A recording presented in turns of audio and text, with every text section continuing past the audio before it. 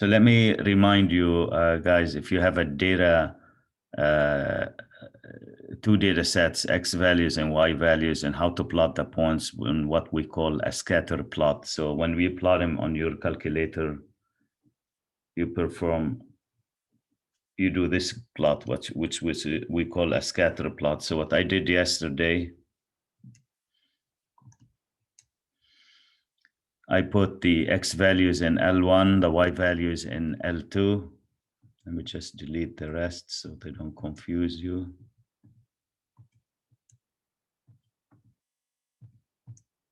Okay. And then I went to second and Y equals. I pressed enter and I made sure that stat plot 1 is on. You have to activate this feature in the calculator in order to be able to plot points. And I selected the first one, that's the scatter plot. And by default, they gave me L1 and L2. And then I went to zoom and then number 9. And here is the scatter plot. All right. So now, to check if there is a strong correlation or relationship between the X and Y variables, we talked about a number yesterday. It's called R. R is called the correlation coefficient. And when you find this number R, if R turns out to be very close to 1, you can say that there appears to be a strong positive linear relationship between X and Y. And if R is very close to -1, you can say that there appears to be a strong negative relationship between X and Y. If R is close to zero, the relationship is weak. Now, how do we find R? I showed you yesterday that there's one thing that you have to do on your calculator at once. You just do it once. I ask you to just press the second key and number 0, and then go to diagnostic and make sure just diagnostic on is selected. So let me do it again. You can do it as many times as you want. Don't turn it off, just on.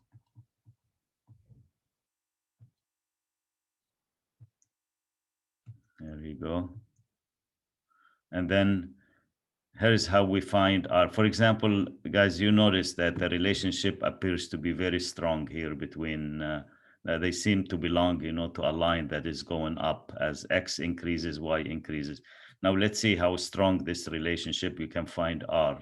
And to find R, you just go to stat, calc, and number 4. It says linear regression. So if I click on this one, and all we need is just hit calculate. And you can see the value of R is 0.97, which is very close to 1. So you can make a statement that there appears to be a strong positive relationship between the X value, the X variable, and the Y variable. We'll talk about R squared later, and we'll talk about, this equation of the line in a little bit. All right. So that's what we did yesterday.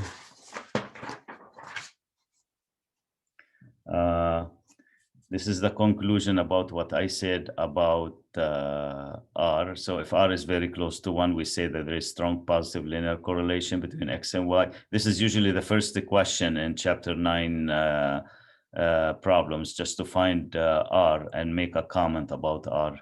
If R is very close to -1, we say that there is strong negative linear correlation.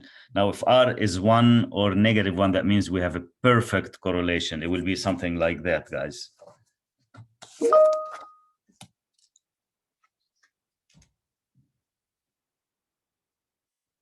If you can fit all the points on the line, I can tell you easily, we know what R is. R is 1 here. And an example of R equals -1, something like this. This is when R equals. That's a perfect relationship. If R is close to 0, then the linear relationship between X and Y is very, okay, so that's something we you should know how to find. That's very, very important. You not just to know how to find.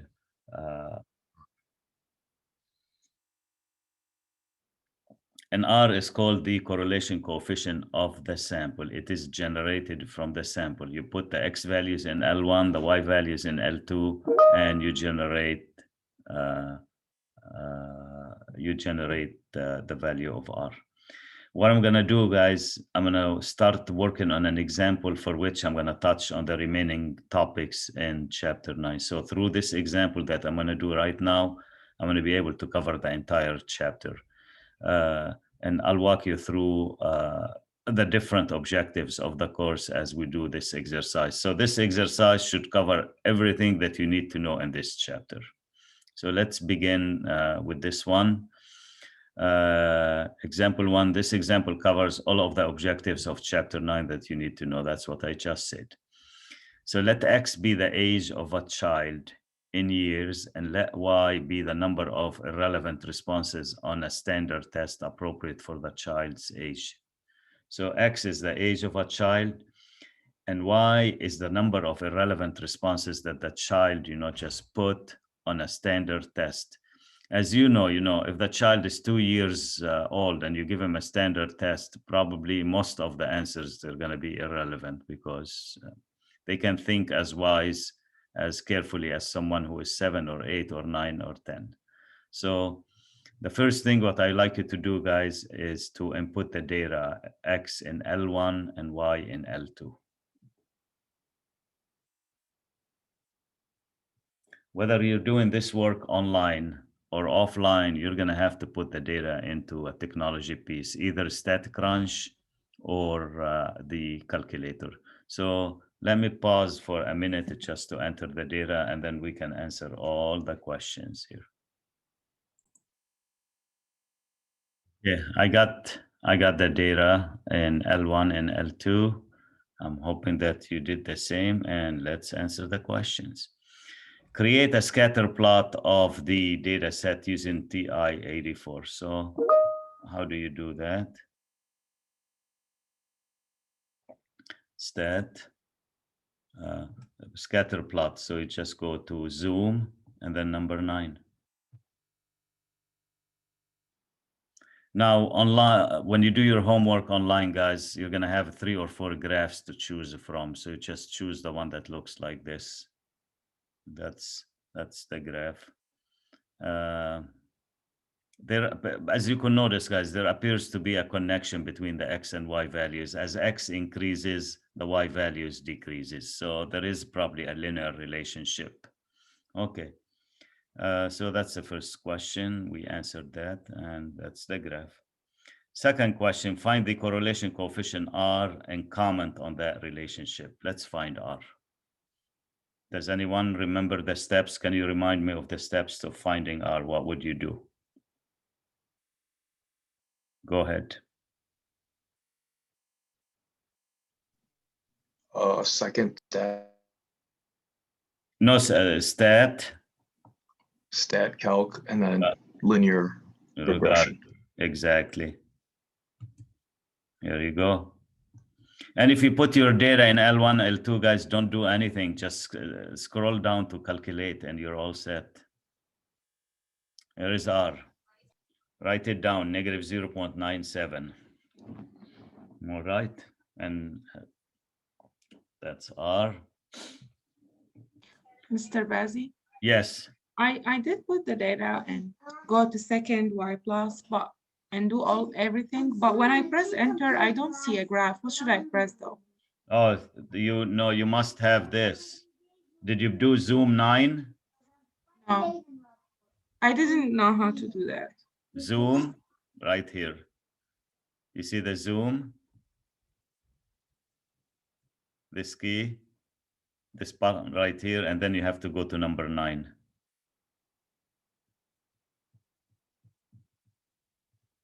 Right here, and then that should give you the graph. But before you do all of this, you must make sure that your stat plot is turned on.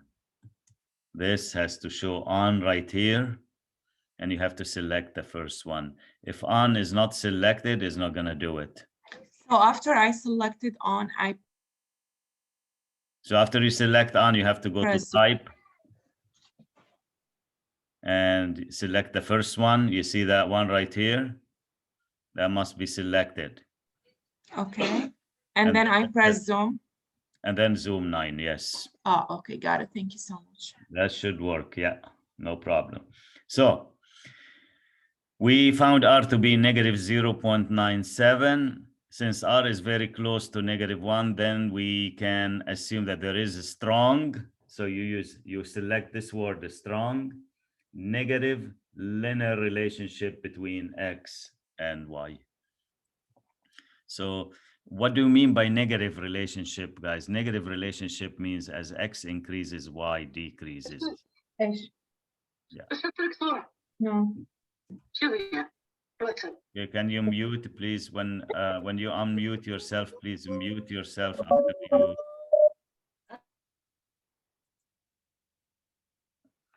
Again, students, when you unmute yourself after you're done, please mute yourself.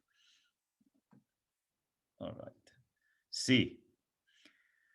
Now, there is a new stuff. So we know how to find R. Usually, this is a very common question, guys. You will always be asked, just to find R and make a comment about R. So again, since R is close to -1, then we can say that there appears to be a strong negative linear relationship between the age of a child and the number of irrelevant responses on a standard test. Now, guys, I talked to you yesterday and I told you there appears to be, those points appear to be close to a certain line. And if I try to graph this line, guys, it will be something like this. Something that's not going to cover all the points, but all the points will be like very close to it. Something like this line.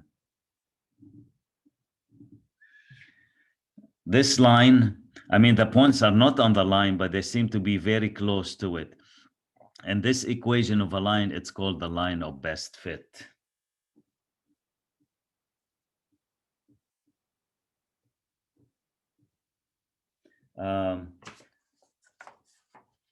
For those points, guys, 1, 2, 3, 4, this is the line of best fit. It's a perfect line. But if I want to draw a line for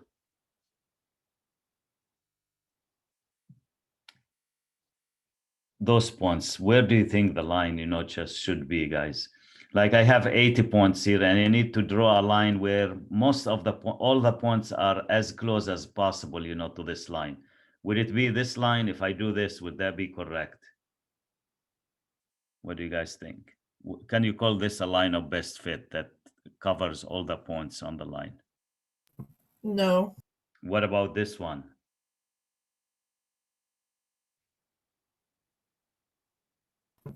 No, it needs to be in the middle. Exactly, I agree with you. It needs to be in the middle, and it doesn't even go through any of the points, but that's the line of best fit. It is as close as all the points are at the same distance from the line. That would be a line of best fit, exactly. And when you have a scatter like this, guys,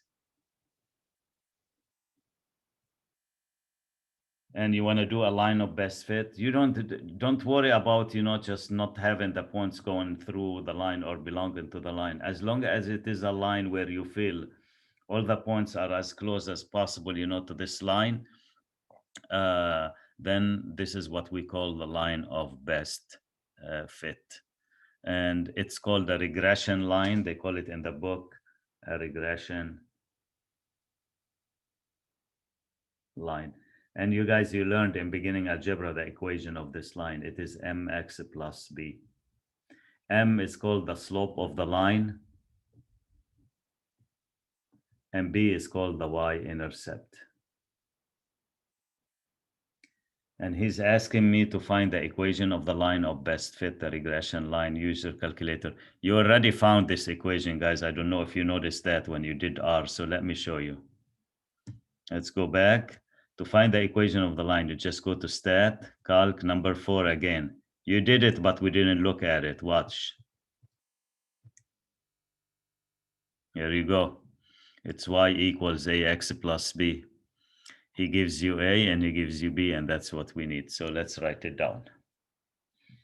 So y equals,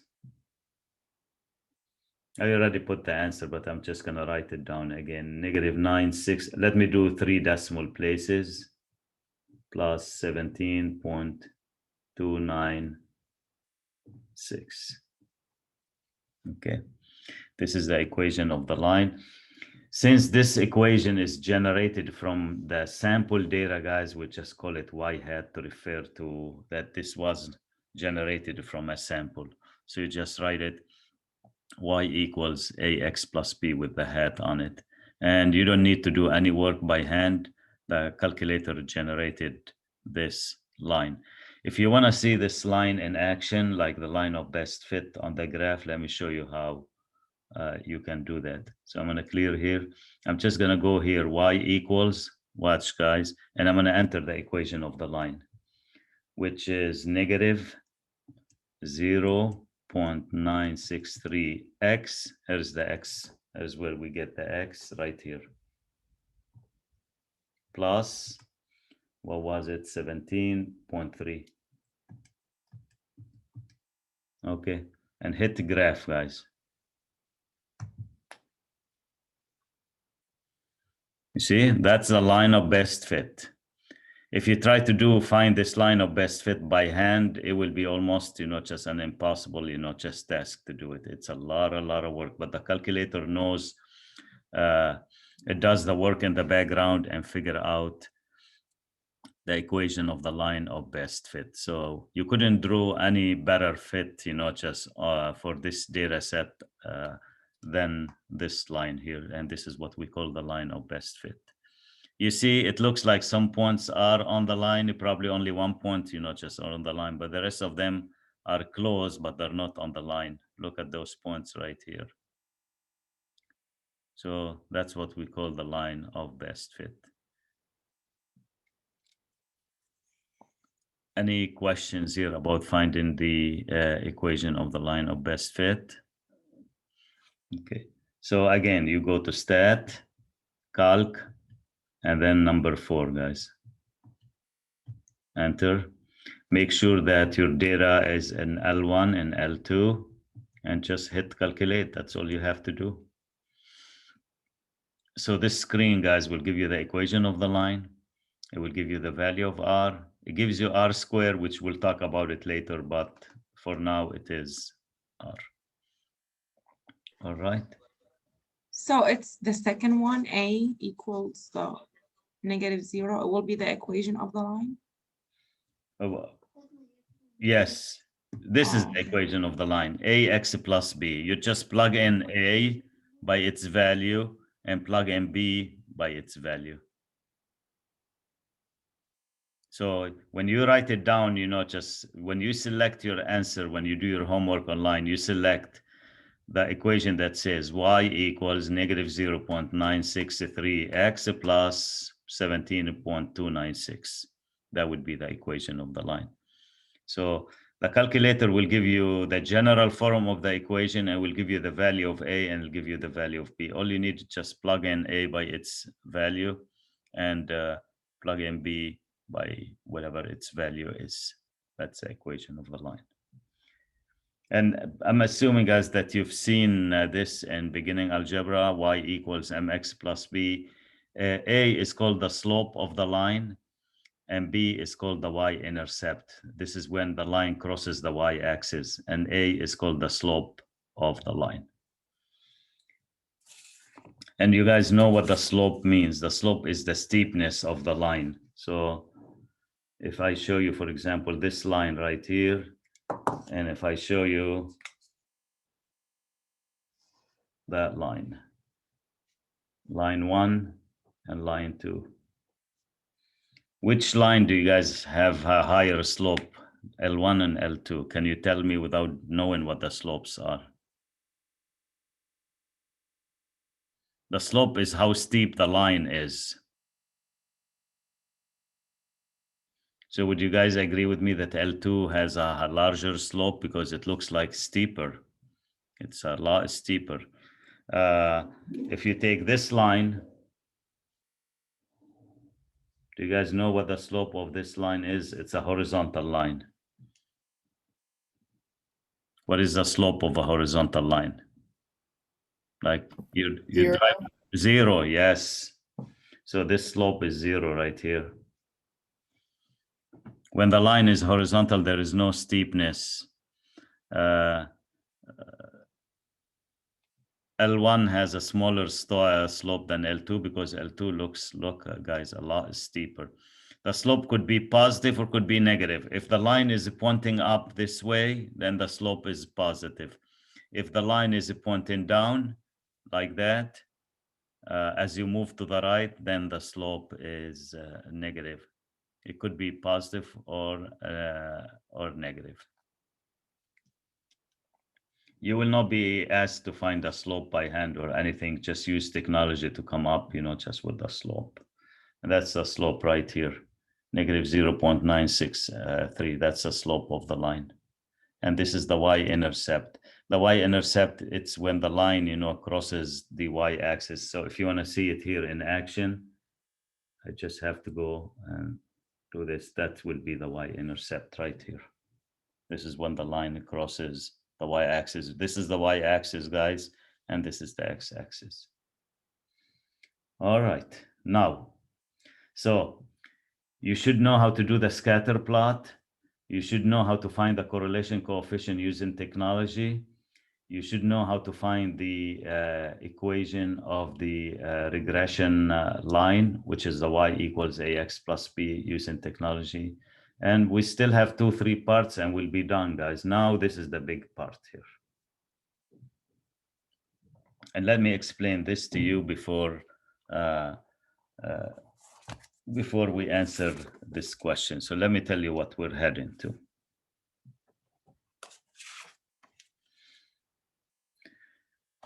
Here's the question. We did find R. R turned out to be negative 0.97. And we said that there appears to be a connection between the age of the child and the number of irrelevant responses on a standard test. So it appears to us, guys, that as the children, just get older, the number of irrelevant responses on the test will get, just smaller. Because look, this child, when he or she was 2, they had 15 irrelevant answers. At 3, it's still 15. At 4, look, it's coming down. At 7, it's coming down. At 9, it's coming down. So it seems like, just that there's a connection. But this is based on the information we got from the sample. The question is, can I generalize and say that in general, not within this group only, this is a group that I have, and based on that group, I got R to be negative 0.97 because I put the data into the calculator and gave me negative 0.97. Can I generalize, guys? I say in general, as the children's, just get older, the number of irrelevant responses, just will become less and less. So would the information in the sample be good enough for me to make a statement about the general population, about all children, that there is a negative relationship between the age of a child and the number of irrelevant responses? To answer this question, guys, we have to perform what we call a hypothesis test. Just like we did in chapter 7 and 8, we have data from a sample and we study a claim about the population. And here we know R, and we know R is negative 0.97, which means that there is a strong negative relationship between the age of a child and the number of irrelevant responses. The question is, can I generalize, just to the entire population of children, and said, not only from this sample, in general, there is a strong negative relationship between the age of a child and the number of irrelevant responses. Some of you might say, yes, I think this is the case. Some of you might say, no. Well, to confirm, just our answer, we have to perform a hypothesis test. So what we did, guys, we found R, and that's called the correlation coefficient of the sample.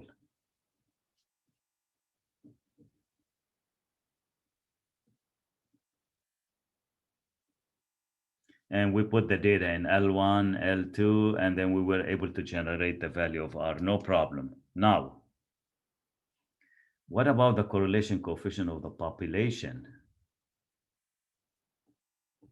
That we will never be able to find, guys.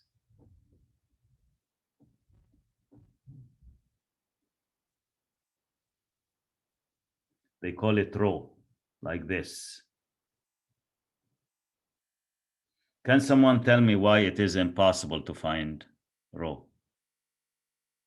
We were able to find R, no problem. Put the data in L1, L2.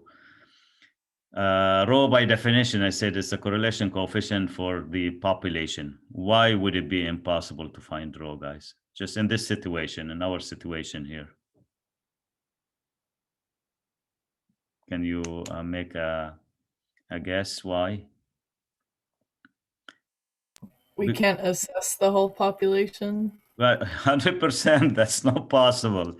How are we gonna go and have every single child in the universe, let's say in the USA, do a standard test and collect all this data? I mean, if I have the data, yeah, great, I can do it.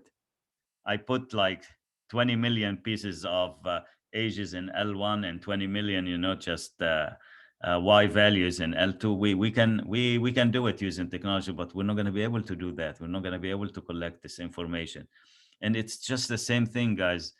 If we can get the mean of the population, we get the mean from the sample, and we try to generalize, just like we did in chapter 7 and 8, test the claims. And this is the same thing. I know R is negative and it's a strong negative for the sample. Would rho be strong negative as well? That's the question. And rho, guys, is the correlation coefficient of the population. So we're gonna learn how to perform a hypothesis test, not on R. I already know the value of R. I don't need to do anything with R. I need to perform a hypothesis test on the relationship between X and Y for the entire population, which is done through what we call correlation coefficient of the population rho. So let me show you the steps of performing this test on rho, which is called the population correlation coefficient. And this is the highlight actually of this chapter, guys. After I'm done with this one, we're almost done with the chapter.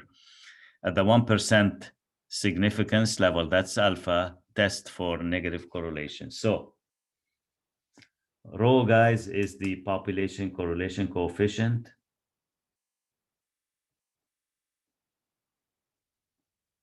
We agree we don't know its value. We just test a claim about it.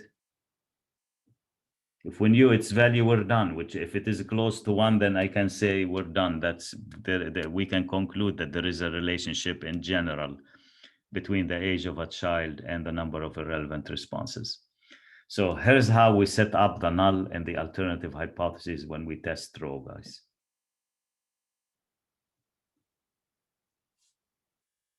Three scenarios. You choose one of them.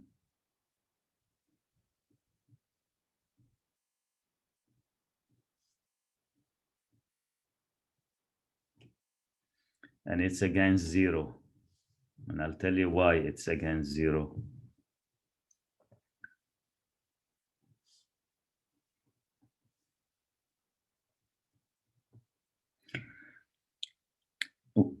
We said if R is close to 0, then there is no correlation. And if R is away from 0 and close to 1 and -1, there is a strong correlation. It's the same thing. When you are close to 0, no correlation, different from 0, that means you're away from 0, either to the right or to the left. So in the null hypothesis, no correlation. The alternative hypothesis means correlation. So if I can approve of the alternative hypothesis, support the alternative hypothesis, that means there is correlation. Same thing here. Less than or equal to 0 means no correlation because there is an equal sign. Equal to 0 means you're close to 0. Here, greater than 0, you are away from 0. Greater than or equal to 0, that's no correlation. And here, less than 0, that means there is correlation. And actually, guys, you don't state where the claim is. This is what you state always when you write the null and the alternative hypothesis. For example, here you put correlation not significant.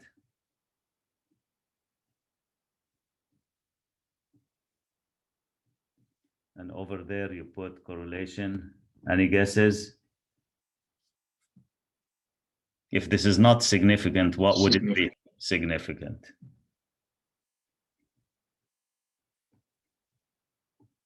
Same thing, guys, if you choose a different hypothesis. Let's say you choose the second one. You put correlation not significant.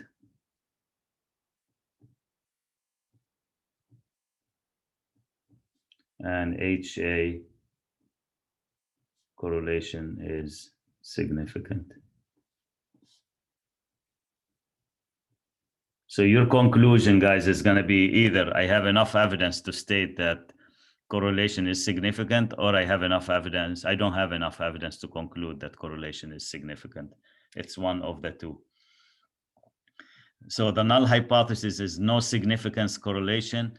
The alternative hypothesis is where correlation is significance. Okay, this is called, guys, correlation.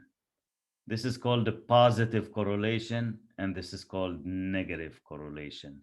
So if he asks you test for correlation, that will be your null and alternative hypothesis. If he asks you to test for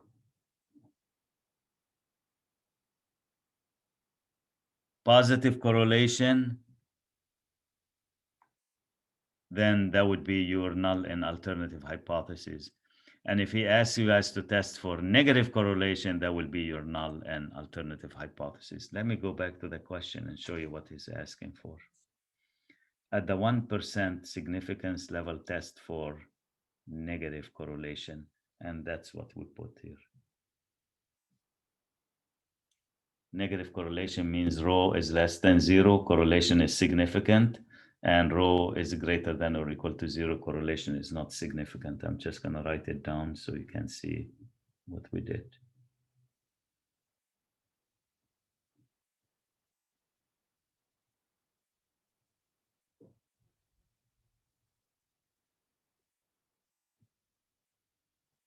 And here, correlation not significant.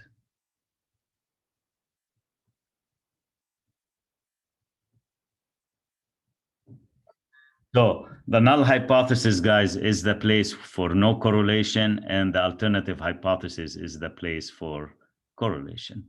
Okay, we're going to perform a test. I'm going to show you, first of all, how to perform this test on the calculator, and then I'm going to do it by hand. So just like in any hypothesis test, you need the test statistic, you need the p-value, you need to make a decision to reject HO or fail to reject HO, and then you need to draw your conclusion in the context of the claim. I think the hardest part, guys, is to figure out the null and the alternative hypothesis. And once you figure it out, you're going to see it's very, very straightforward to do that. It turns out to be a t-test, and I'm going to show you how to perform, just this t-test here. You already have your data in L1 and L2, guys, so you don't need to do anything extra. And let me show you how to perform the test. You go to Stat, Tests. Remember the t-test for the mean, but we're doing a t-test for the regression, the correlation. So I'd like you to scroll up, guys. And can someone tell me from this screen, what do you think it's going to be, which one? I think it's obvious now.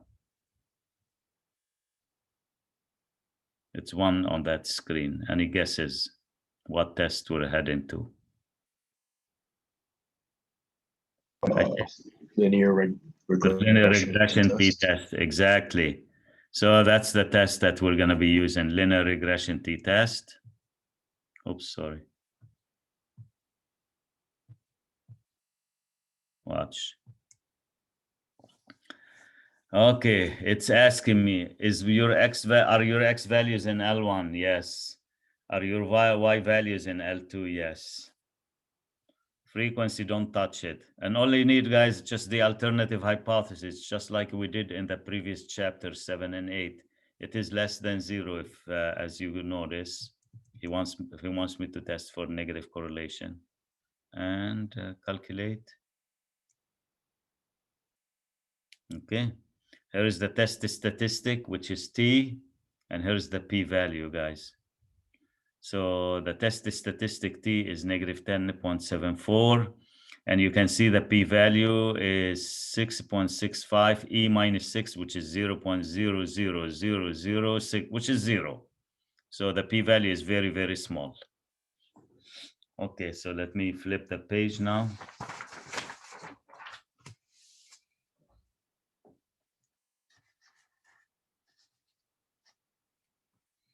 Right. Mr. Bazzi, if the p-value is that small, on the homework, I found that it wants, like if it says round to 4 decimal places, it wants me to round to 0.0001. Oh, well, no. Is that going to be the case? No, not for this one. It won't be a 0.0. Let me write it down and show you. Let me just write it down. I got 6.656. No, let it be whatever it turns out, just to be. So this is what I got, and watch. If we move this 6 decimal places, so I need to put 5 zeros. So I think you agree with me that this has to move right here. So let's write it down. Now this is the number. Now let's say they want to 4 decimal places. It's going to be 4 zeros. Now the reason why you get 1 probably sometimes, if it turns out to have like 3 zeros or 4 zeros and then an 8 or a 9 and then you 9 and then you round it, just it will go to 1. But for in this case, no, it's going to be 4 zeros. So when you enter the answer in my math lab, just put this with 4 decimal places. Okay, thank you. 5 decimal places, then it will be, let's see, for 5 decimal places, 1, 2, 3, 4, 5, then that we will put a 1 here because you have to round this up. So then there will be a 1. But yeah, p-value is very small. So the test statistic, guys, turned out to be, let's read it again, negative 10.74. This is it.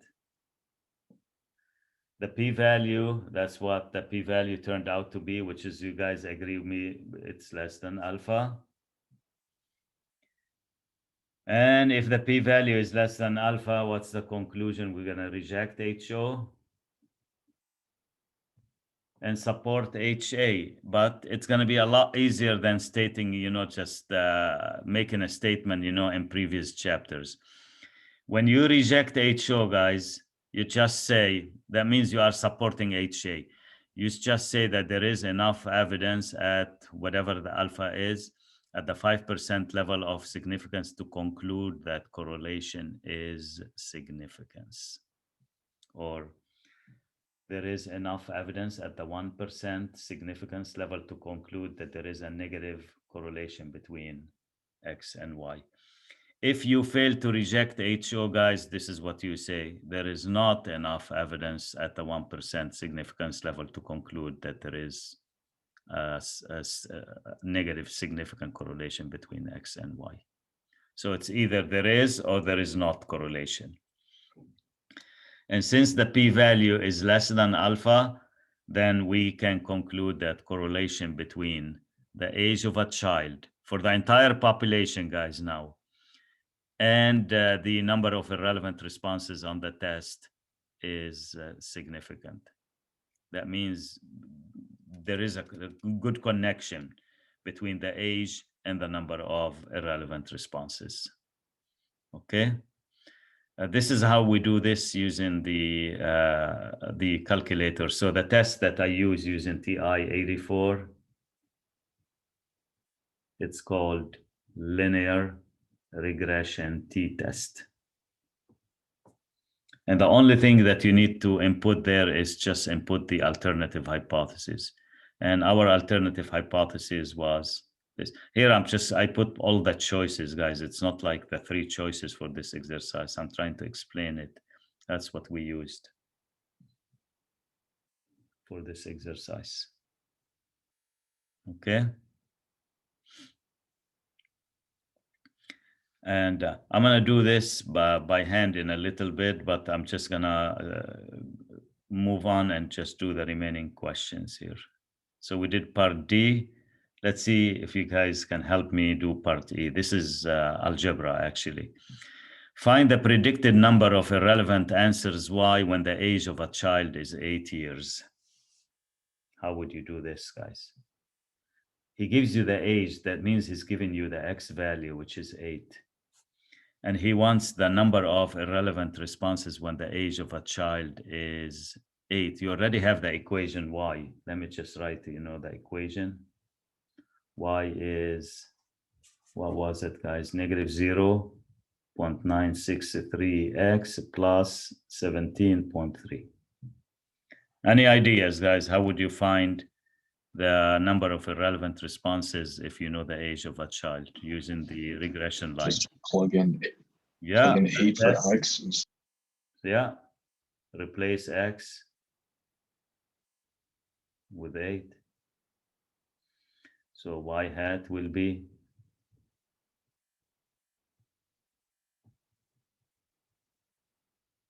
now you have a model. You're using the model to make predictions. That's how we make predictions. And if I do the math, guys, make sure to pick the right negative sign, which is below number 3. So negative 0.963 times 8 plus 17.3. That's what I put here. And enter. It's 9.59.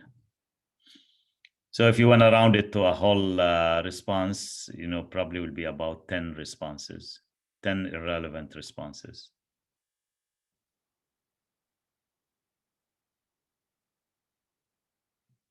He will ask you if you want to round to the nearest whole number. Okay.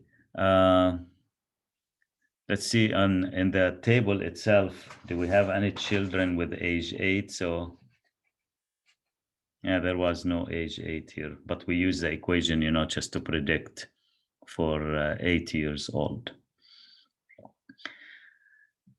How would you answer this? And pay attention to this now, guys.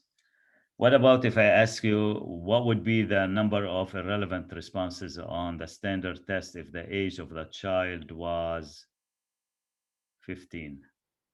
How would you do it? So find the predicted number of irrelevant answers Y when the age of a child is 15, right here. How would you do that, guys?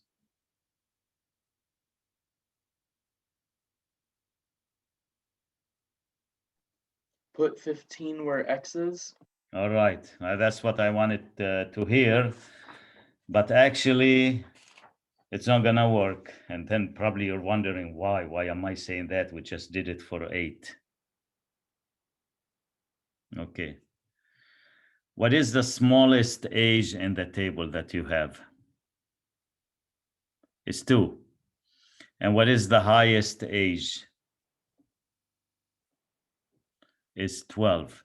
15 is outside of the boundaries of the data that we have. We don't know if this model, just will extend, just to all ages, just beyond what we have in the table.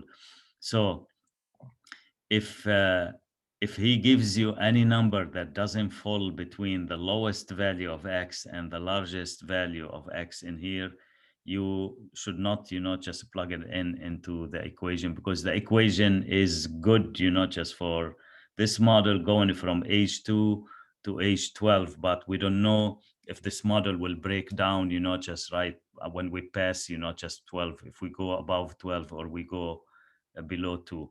So if you see a question with X equals 15 in there, and you're doing this work online, you're gonna get one possible answer which is not meaningful, and you have to choose this one because you wouldn't be able, just to plug it in.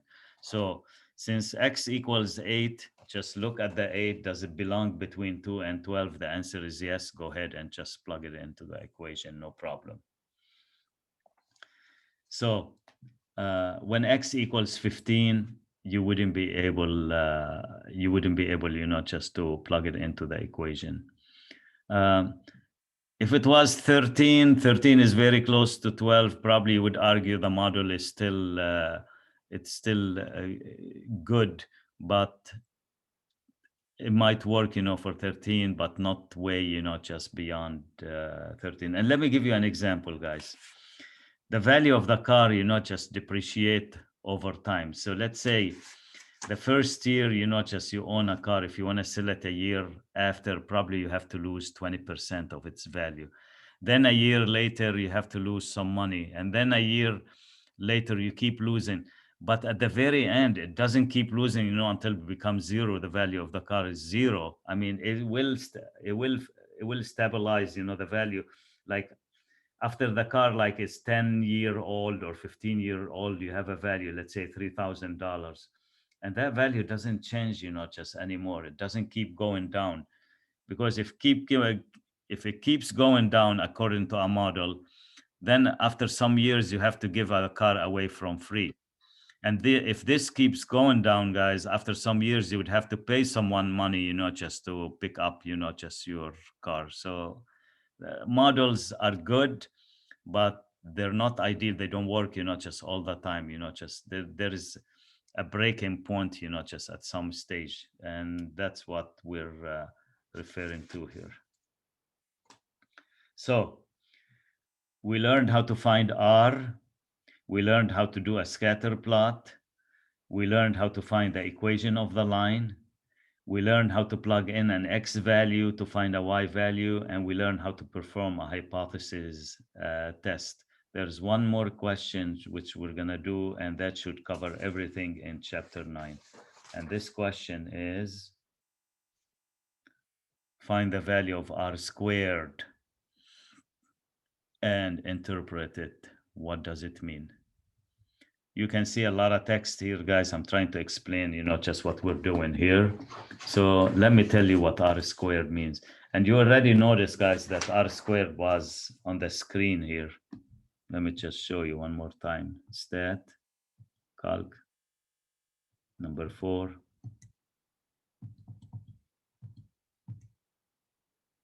You see R squared is 0.94. But if you don't have it, you can do it easily. Just take negative 0.97 and multiply by itself. You should get 0.94. So let me interpret R squared for you. R squared is called the coefficient of determination. And let me give you an example, guys, different from this one, just to give you a feel of what R squared is. Okay. Let's say we have weight of diamond pieces, and we have a price. Let's say a diamond is 0.5 carat, and that the price is $1,200.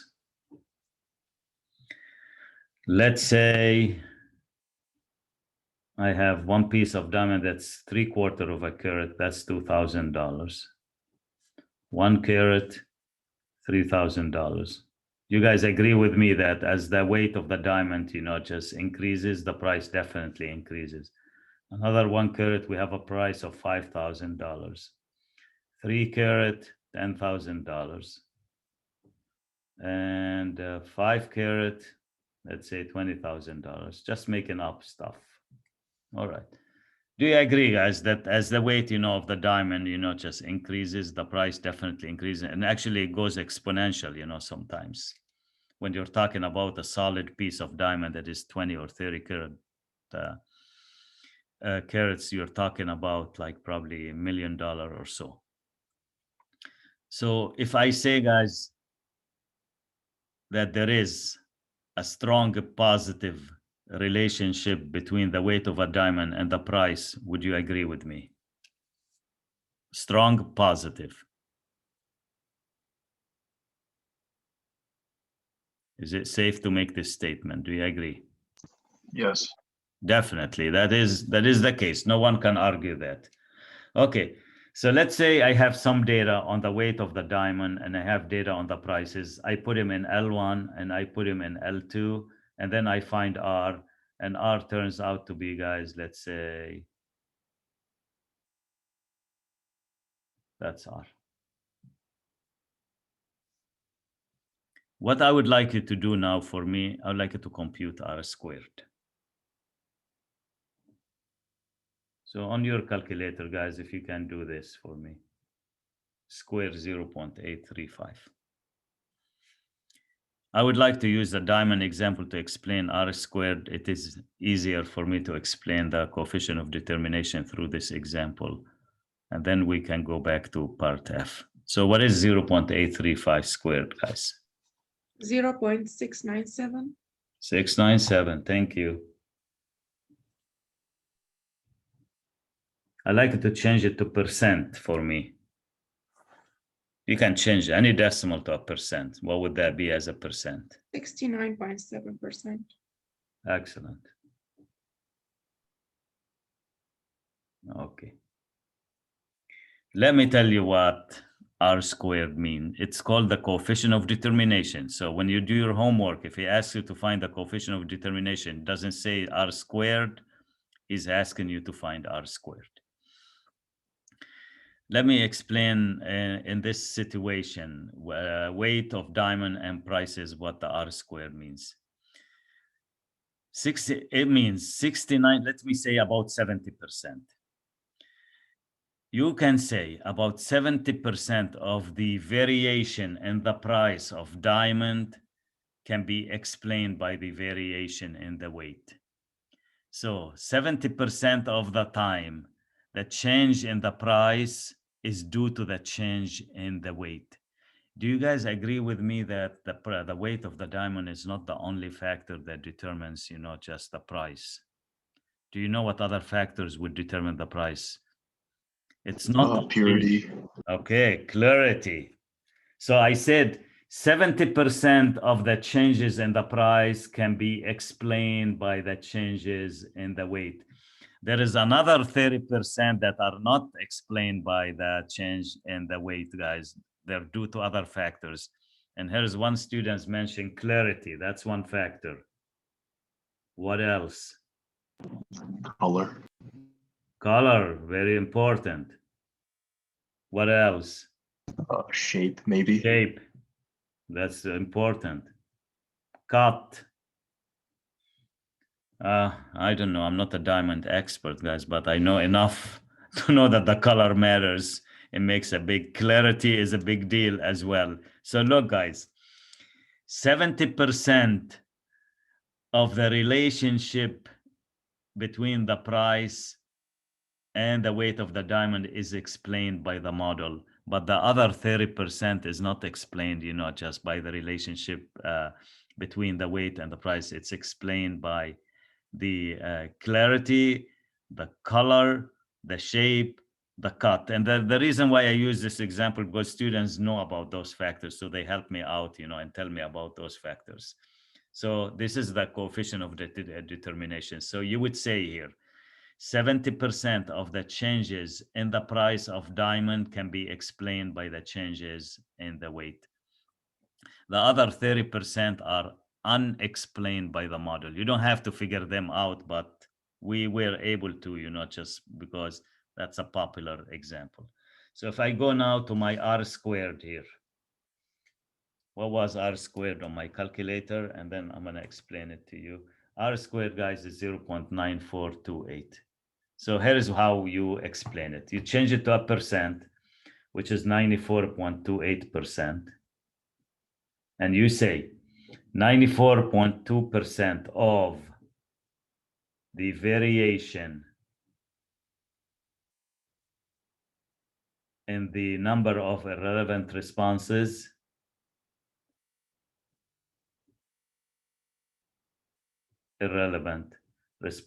on the test can be explained by the age of that child. Can be explained by the variation in age.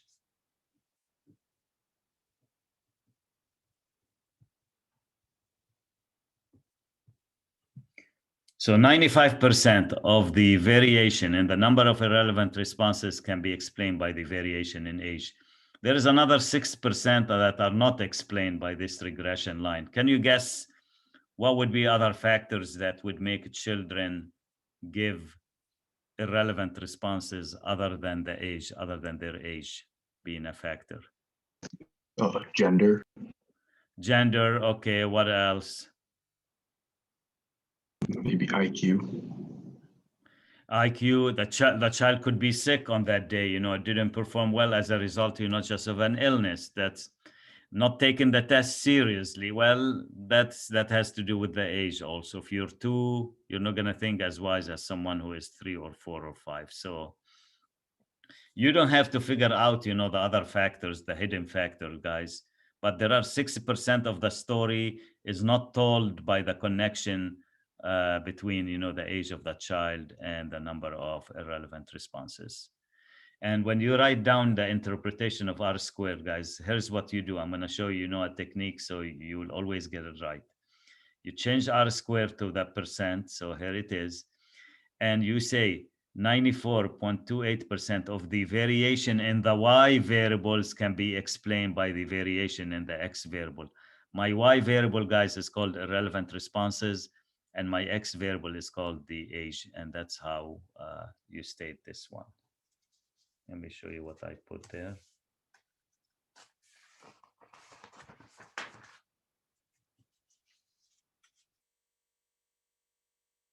Okay, so here's what you can state, that 94% of the variation in the number of irrelevant responses can be explained by the variation in the age. Okay, that is how you interpret R squared. We're going to do a couple more examples, guys, to show you just how to find the coefficient of determination and perform a hypothesis test using different data sets. Any questions? Okay, what is it? So another example. Let X represent the average annual hours per person spent in traffic delays, and let Y represent the average annual gallons of fuel wasted per person in traffic delays. So X is the number of hours you spent in traffic delays, and Y is the gas amount that you waste while waiting in traffic for traffic to clear. Okay, before I do anything, guys, let's put the data and put them in lists.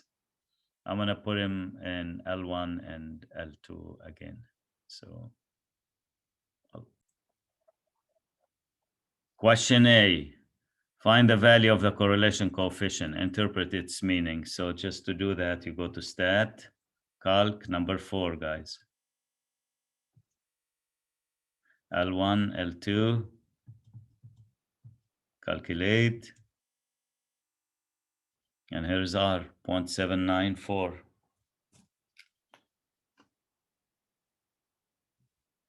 R is 0.794.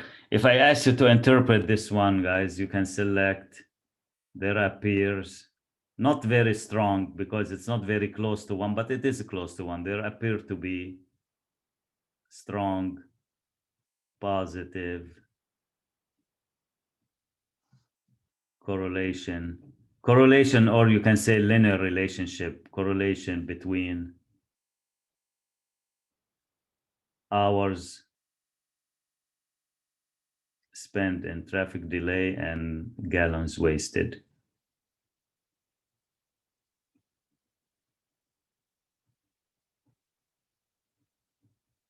So if it's over 0.5, is it considered to be strong? That's a good good question. Probably 0.5. I wouldn't consider it, just to be strong. I would just say probably positive. But anything like goes about 70%, and so and watch, we're saying there appears to be, so we'll just need to perform a test and see if we can really confirm, our finding. Anything above 0.5, I would say that there appears to be, just a connection. As you get closer, just to 1, you can use the word strong or very strong. It would be safe, like beyond the 0.75, to say like a strong positive correlation. Okay, so it's 0.6, it's about 80%. B, at the 1% significance level, test the claim that rho is greater than 0. Okay, guys, you see, I told you earlier that you have to choose one of the 3 scenarios. And here he's telling me what to choose. He says he wants to check that if rho is greater than 0, and that will be rho less than or equal to 0. Here, correlation is significant.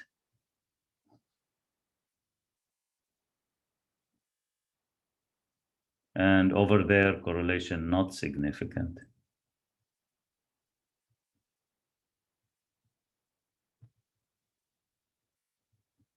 Okay, let's perform the test first of all using the calculator. It's very easy to use the calculator. You don't do anything except choosing just the alternative hypothesis, guys. I would scroll up because the test is at the bottom of the list. And look, guys, it's linear regression t-test. L1, L2, all you need to just make a change here, guys. Since the alternative is greater than 0, just choose it. Very easy test. And calculate. Okay. So T is 3.204 to 3 decimal places. And look at the p-value. It's very small. T is 2.304. And the p-value is 0.0093. And he wants us to do it at the 1% significance level. So you guys agree with me that this is less than alpha. We reject HO. And if you reject HO, you conclude that correlation is significant. That's it. There is enough evidence at the 1% level of significance to conclude that correlation is significant.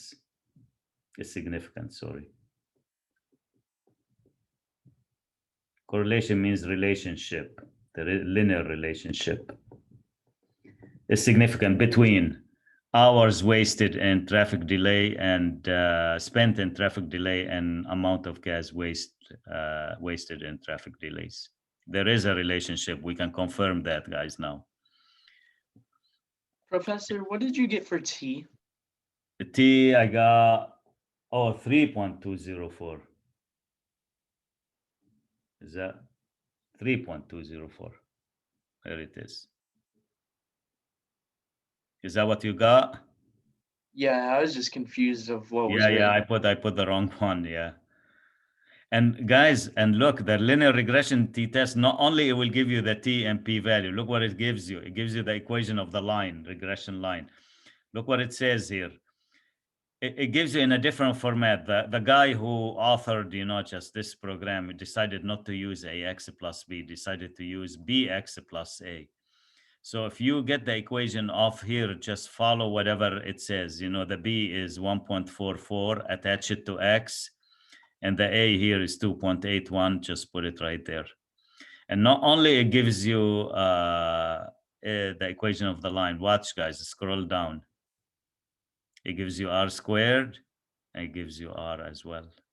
So you get everything from the linear regression test. And it will give you S, which I will talk about it in a little bit. So this is how you perform a hypothesis test using technology. C, he says, predict the annual gallons consumed when X is 30 hours. Okay, Well, we got the equation of the line, guys. So let me write it down. So let me show it to you and just write it down.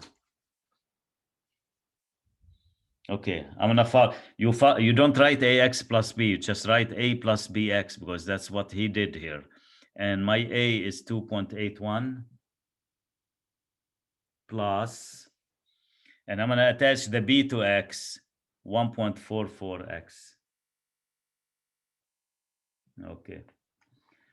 Can I use theory and put it in the equation? Let's see the x values, guys. Yeah, I got values of x that can be as low as 4, as 2, and as high as 42. So I'm safe to use theory. Theory is in between. So you just plug it into the equation, guys. 2.81 plus 1.44 times theory.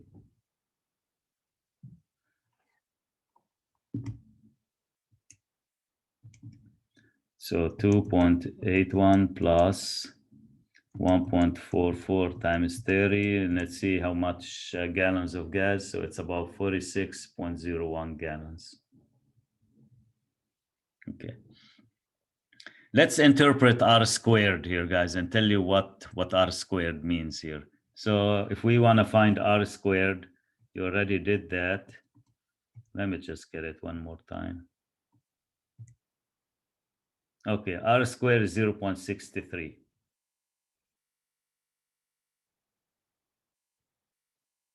Okay, here's how you interpret r squared, guys.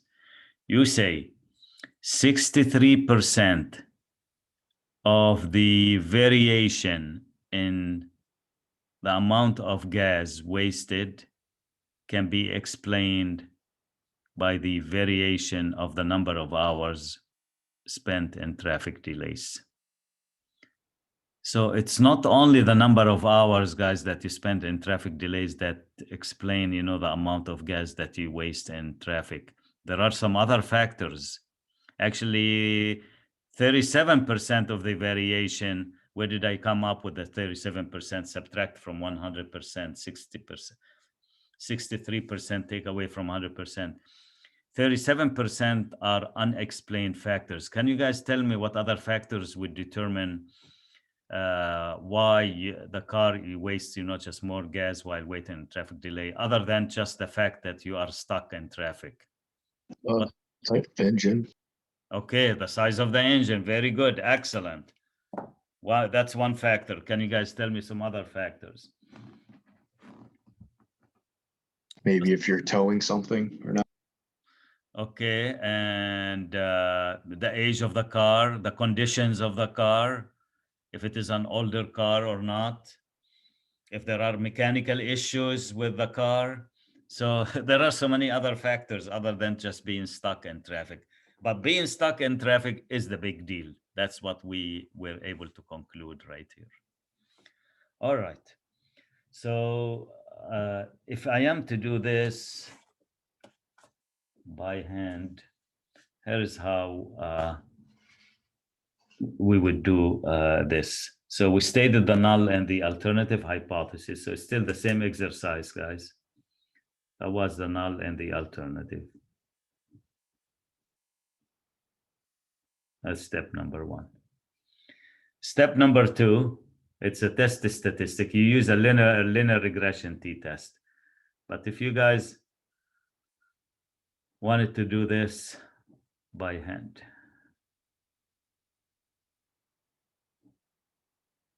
that's the formula. There is a formula that you could use to find t and plug in the numbers, and that should give you r was what, 0. What did we r turned out to be? 0.794. So that would be 0.794 divided by, still have to use a calculator to compute this, and r squared, guys, is 0.63. N is the sample size. Okay, how many do I have here? 1, 2, 3, 4, 5, 6, 7, 8. 8 minus 2. And if you do the math, you're gonna get the answer that I came up with when I used linear regression t-test, which is 3.204. So that's step number 2. Step number 3, guys. If you're doing it by hand, let me show you how we can make a decision to reject HO or fail to reject HO. As I said, this is a t-test. It's called linear regression t-test. Just give me 1 second until I pick up table 5, which has the critical values. 1 second, please. So that's table 5, the t-distribution. And we know the sample size, again, is 8 degrees of freedom. When you do linear regression t-test, guys, it's n-2. So 8 minus 2 is 6. And then you look for alpha, which is 0.01, and see where the vertical line and the horizontal line meet. It's a 3.143. And I'm going to put it there. So I'll just come here. I put a 3.143 somewhere. This is my critical value, T0. And then I'll bring the 3.204 down. The region I shaded, guys, is the rejection region. I think you guys agree with me that for 3.204, it's going to be to the right of 3.143. It's going to be somewhere here. And then that means it falls in the rejection region. Then you reject HO. And when you reject HO, you conclude that correlation is significant, exactly just like what we did. So this is another way to do it. But I structure, I think, the problems mainly, just so you can use p-value. But when you ask, the system to give you help online, might, just touch on the critical value. So it's just good to have an idea. So the critical value is a point, guys, that you put it in the number line. And then probably a question you want to ask me, what do I shade to the right or to the left, the rejection region? It depends on the test. If it is a right tail test, guys, you shade to the right. If it is a left tail test, you shade to the left. That would be your rejection region. If it is not equal to 0, you shade to the right and to the left on both sides. So this is your rejection region. Then you bring the step number 2, 3.204, and put it on the number line. If this number falls in the rejection region, then you say reject HO. If it falls not in the rejection region, then you say fail to reject HO. For example, if this turned out, guys, to be 1.7, if that was 1.7, it was going to be right here, below 3.143, then you say fail to reject HO. That's how we use the critical value. So it's not a difficult concept to do. Okay, I'm going to give you 5-minute break, and then we're just going to do one more example.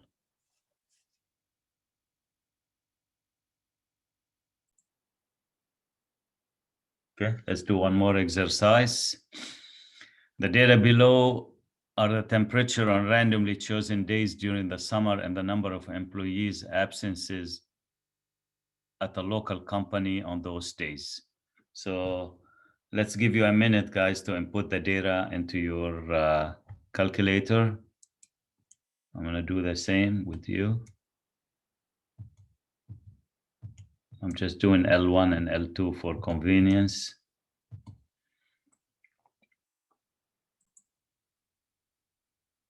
Sketch a scatter plot for the data set, and then find the correlation coefficient and interpret its meaning. Okay, scatter plot, zoom 9, guys. There you go. Well, it seems like there is a strong positive correlation. Let's find R.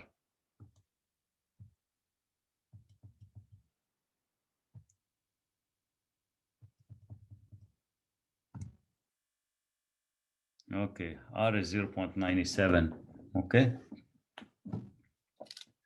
So here's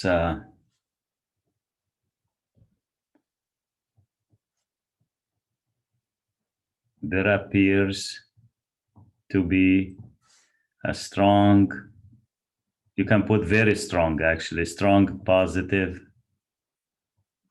correlation between temperature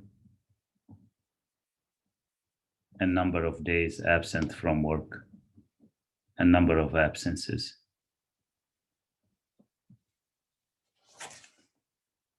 Any questions, guys, about part number 1? Test for positive correlation between the temperature and the number of absences. Okay. Positive is this. Here, correlation is significant. Correlation significant. Always the null hypothesis, no significance. Correlation not significant. So you always try to go against the null hypothesis. Okay, so we're going to perform a linear regression t-test. Okay, let's do that. You don't do any work, guys. Instead, you already input the data. That's where most of the work is. Just go to linear regression t-test. The only thing that you need to know to do is to select the alternative hypothesis, which is already selected, and hit calculate. Okay, so T is 10.55, and look at the p-value, guys. It's very close to 0. It's almost 0. So 10.553. P-value, I'm going to put 0, which is less than alpha, of course. We reject HO, and we say there is enough evidence at the 5% level of significance to conclude that correlation is significant. To conclude that correlation is significant.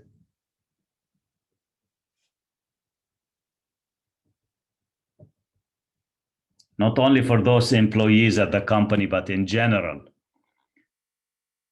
Temperature is high, number of people take more time off work. That's it sounds like. Find the equation of the regression line, guys. You can find the equation by any mean. If you like to go back and do stat calc number 4, that's fine. You can do it and get the equation. So calculate. There is the equation. Y equals ax plus b, plug in. Okay, he will tell you how many decimal places he wants. Let's say 3 decimal places. So it will be y equals 0.457x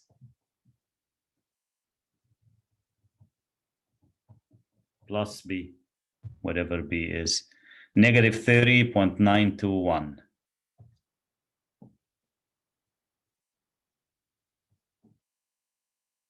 Or 3 decimal places. Okay.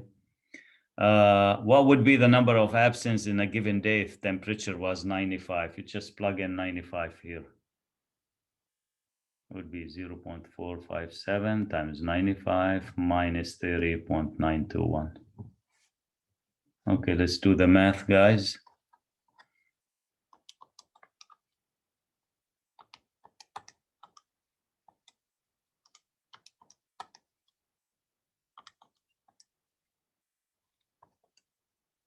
Uh, 0.457 times 95,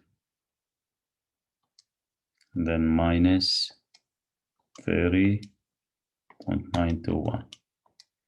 I got 12.5.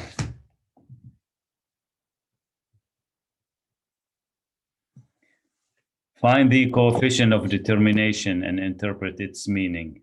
You need R squared, guys. Well, you already have it on the screen, actually. If you go to number 4, if you don't want to do the work by hand or use the calculator again, just get it off the screen right here. So R squared, guys, is 0.9409. Professor, I have different A and B values than you. Really? What did you get? I have for A 0.449 and for B negative 30.268. Let's check, see if my data are correct. So I put 72, 85, 91, 90, 88. Oh, you are correct. 96 instead of 98. Yeah, I put 96 there.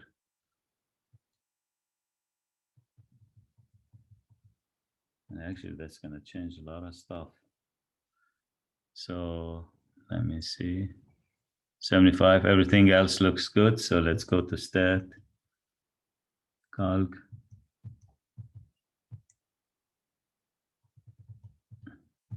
I don't think this is going to change the outcome of the problem, but yeah, so it is, you're correct. So it's going to be minus 30.27. We can fix that, no problem. And 0.449. Okay. And then for R, I have 0.98. Yep, 0.98 for R. Let's even make it even stronger. And for R squared, it's going to be 0.96. And Then then I for have to T, change. I have Yeah. T, I have 13.03. Yep. It's going to even make it the relationship, stronger. All right. So T is 13.03.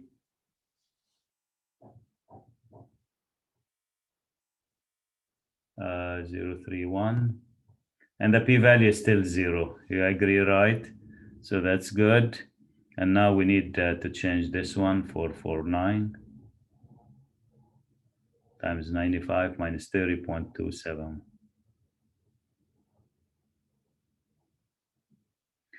All right, so that would be, guys, let's see what the answer is.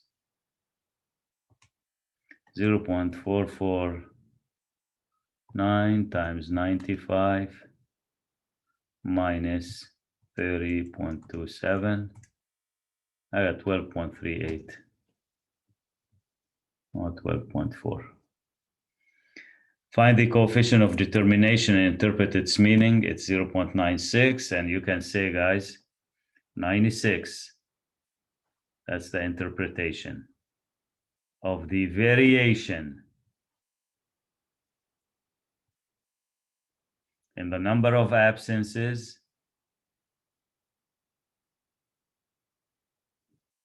can be explained by the variation in temperature.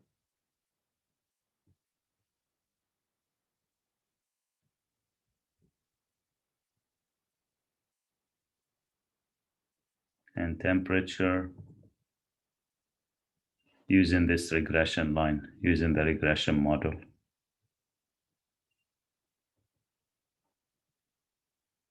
Usually, sometimes I ask students, what do you think the 4%? Why would people be absent other than just the temperature? Well, there are some other reasons when they get sick. So that's one other reason that could explain the remaining 4%. But it looks like, based on this data, that there is a strong correlation between weather and number of absences from work. All right. Just one more thing I want to show you guys. There are probably one question where he asks you to perform a hypothesis test, but he'll ask you to use a special table, and I'm going to use, then you don't do any of those steps at all. You don't do anything. You just look at the table, be able to tell whether correlation is significant or not. So let me show you this table. Okay, here's the table.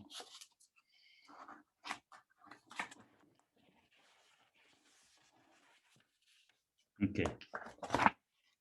What is the sample? And I'm gonna demo this for you guys right here. What is the sample size here? 1, 2, 3, 4, 5, 6, 7, 8, 9. Remember that, and remember the value of R, 0.98. If he doesn't ask you to do any of this, perform the test using just the table. Let me show you this table. Okay. This table, guys, is called critical values for the Pearson correlation coefficient. And not only they'll give you the table, they'll explain to you how to use the table. It says the correlation is significant, the relationship is significant when the absolute value of R is greater than the value in the table. Okay. What was R is 0.98. Remember that. And what was N? 9. Okay. So what is the absolute value of R? 0.98. What's the absolute value of 0.98, guys? It will be 0.98, correct? If R is negative, let's say R is negative 0.98, the absolute value of R will be 0.98. So the correlation is significant when the absolute value of R, which is 0.98, is greater than the value of the table in the table. Let's find the value of the table. In our question, N was 9, and at which significance level we did at 5%? Okay. What is alpha? What is the value at 5%, guys? Can you read it for me? 0.666. Is 0.98 greater than 0.66? If your answer is yes, then correlation is significant. You can conclude that correlation is significant. So that's how we use this table. Even if he gives me alpha 0.01, guys, the critical value will be 0.798. My R is 0.98. It is still bigger than 0.798. So if your absolute value of R is bigger than the value that you get off the table, you can say correlation is significant. If your value of R and absolute value turned out to be less than one of those values, then you say correlation is not significant. There is not enough evidence to conclude that correlation is significant. This is called Table 11, critical values for the Pearson correlation coefficient. That table will pop up if he wants you to use, this approach, just to check whether correlation is significant or not significant. So you don't have to do the 5 steps. It will happen. You just use the table and then compare the absolute value of R. And absolute value, guys, just from beginning algebra for your information. Let's say R turned out to 0.83. The absolute value of R will be 0.83. Let's say R turns out to be negative 9.932. The absolute value of R, you need to use the positive part only, which is 0.932. So it's always comparing positive with positive. That's why we use the absolute value of R.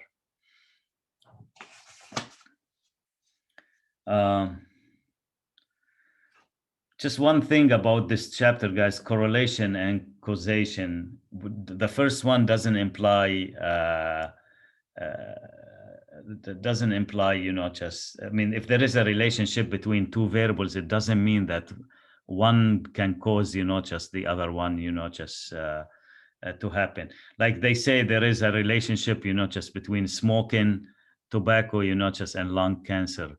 But it doesn't mean that smoking, tobacco is gonna cause, just lung cancer. It could, in many instances, there was,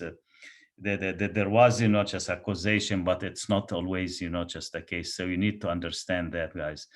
If there is a relationship between an X and a Y variable, it doesn't mean that X causes Y variable to happen or vice versa. So this is just a statement.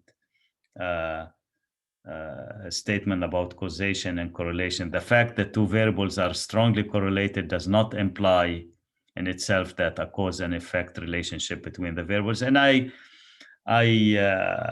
gave you an example about smoking, and lung cancer.